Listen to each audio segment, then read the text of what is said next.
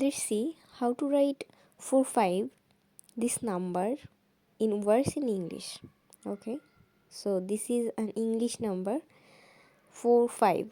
In English it is called 45.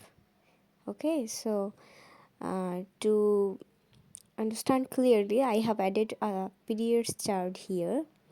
And when we count an English number, we have to count it from the last one. So here 5 is the first digit and 4 is the second digit. So I have added here the first digit in the period chart in ones column, in the first column, and the second one 4 in the tens column, in the second column. So if we make the sum of the numbers, so 5 into 1 equal to 5, and tens equal to 4 equal to, tens into 4 equal to 40.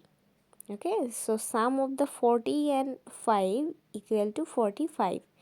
In English it is called 45, and its correct spelling is FORTY, is 40, and FIV is 5, and correct pronunciation is 45.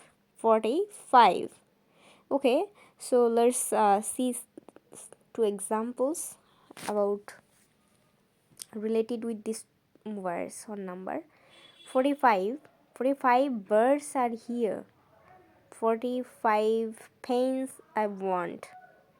Okay, so 45 is the plural number, that's why I have added plural s in birds.